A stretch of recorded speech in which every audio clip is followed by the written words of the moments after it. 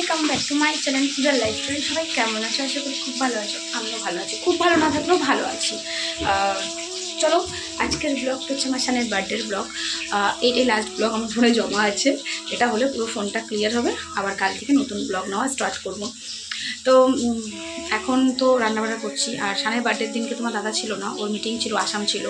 ও বার্থডের দিনকে রাত্রিবেলা এসছে, মানে ওই 7:30 8টা নাগাদ এসেছিল। আর আমার সানের এবার বার্থডের গিফট তোমাদেরকে দেখিয়ে দিয়েছি। তো সেই দিনকেই গেছিলাম ওর জন্মদিনের সাইকেলটা কেনার জন্য। তো যাই হোক, বার্থডের ব্লগটা দেখো। আর একটা কথা তোমাদের এখনই বলেছি, মানে একটা নিজের একটা স্বপ্ন বলো, শখ বলো, বা হারিয়ে যাওয়া জিনিস ফিরিয়ে আনা বলো, সেটা আজকে আনবো। শর্টস নেবো, ইচ্ছা আছে ওখানে গিয়ে শর্টস নেবো। বাকি গল্পটা তোমাদেরকে শোনাবো পুরো। কেন এই কথাটা বললাম সেটা তোমাদেরকে অবশ্যই জানাবো।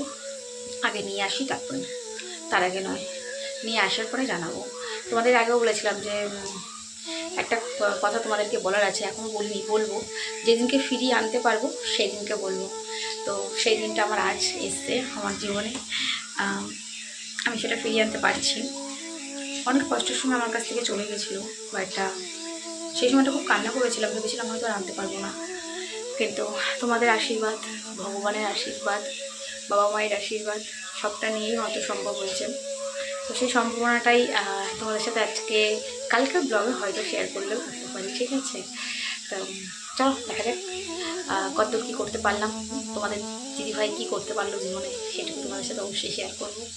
তো আপাতত এই ব্লগটা তোমরা দেখো, আর কালকের ব্লগ আসার জন্য কিন্তু অপেক্ষা করো। আই থিঙ্ক শর্টস দিলে তোমরা আগে বুঝেই যাবো, সেখানে আর কোনো ডাউট থাকবে না। তারপরেও কী নিচ্ছি বা কী না নিচ্ছি সেটা তো দেখাতে হবে তোমাদেরকে। তো চলো দেখো, টাটা।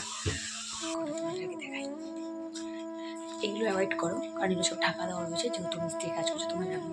আমার ছেলে ঘুমাচ্ছে, আর বাজে কটা ঘড়িতে 12:10। তারপরে এটা হচ্ছে 18 তারিখ রাতের ব্লগ নিচ্ছি। শর্টসটা তোমরা অলরেডি পেয়ে গেছো, বা পেয়ে যাবে। এখন আমি এটার পরে শর্টসটা নেব। 19 তারিখ আমার ছেলের জন্মদিন, তোমরা জানোই সেটা। শর্টস সবটাই তোমাদের দেবো, ব্লগটা একটু হয়তো লেটে পাবে। তো চলো, এখন আমি, আমার ছেলে জানে না আমি ব্লিঙ্কিট থেকে আপাতত একটা কেক অর্ডার করেছি, রাতে কাটবো বলে। আর তোমার দাদা তো নেই জানোই, ও কালকে আসবে, মানে জন্মদিনের দিনও আসবে।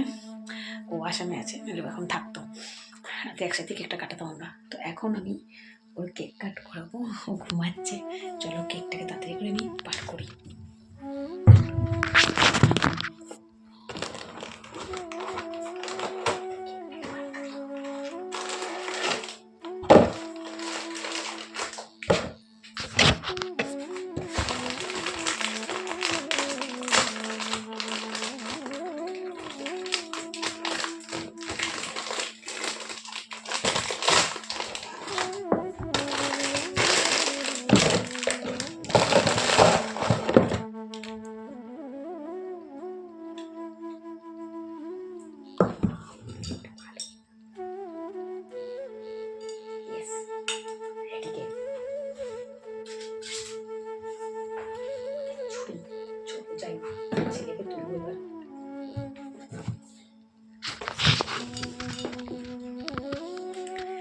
শানের জন্মদিনের ফার্স্ট কেক এটা আমি এখন রাতে কাটাবো। চকলেট কেক আছে, ও খুব ভালো খায়। তো চলো ছেলেকে ডাকি, আর এবার বাকিটা শর্টসের মধ্যে নিচ্ছি, ঠিক আছে? এটা এখন তাড়াতাড়ি নিই। আর এই দেখো, এইদিকে আমার ছেলের জন্মদিন, আজকে 19 তারিখ। আর এই সকালে আমার এই ঘরে বাথরুমে টাইলস লাগানো হচ্ছে, মানে ঘরের জাস্ট অবস্থাটা দেখো, মানে এত বাজে লাগছিল না। মানে আমি বারবার বলেছিলাম কাজটা আগে করে দিতে, কিন্তু ওই যে বলে না, মিস্ত্রিরা এত বেশি ভোগায়, সে আর কি বলবো। ছেলের জন্মদিনের দিন এই অবস্থা। আর ভেবেছিলাম এই বেডশিটটা পাতবো, কিন্তু এই বেডশিটটা পাততে পারিনি, কারণ এটা আমাকে কেউ একজন গিফট করেছিল আমার রেজিস্ট্রিতে, কিন্তু খুবই বাজে টাইপের, খুবই ছোট্ট একদম। তো ওইটার জন্য আমি পাততে পারিনি। মানে সিঙ্গেল বেডেরও নয়, ওগুলো খুবই ছোট, মানে চৌকির দেখতে ওরকম লাগছে। বুঝতে পারিনি কেন কি হয়েছে, বা যে দিয়েছে সেও হয়তো জানে না। প্যাকিংয়ের মধ্যে এরকম থাকলে কারোর তো দোষ নয় না সেটা। আর এই দেখো, এখানে করছিলাম ইলিশ মাছ রান্না। এই দেখো বলতে বলতে শেষ হলো। আর এদিকে কিন্তু আমার রান্নাবাড়ির সমস্ত কমপ্লিট, কন্টিনিউ ব্লগ আমি নিতে পারিনি, কারণ একা হাতে সম্পূর্ণটা সামলে করেছি।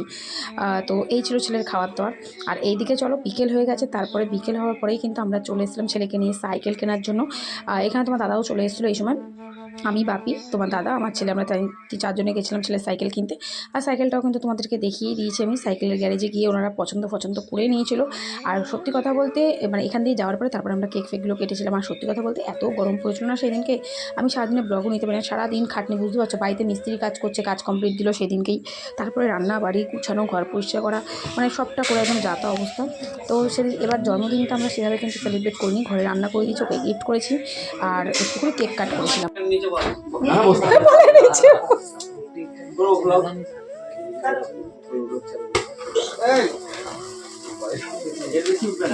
আর cut cut cut, happy birthday to you, happy birthday to you, happy birthday to you.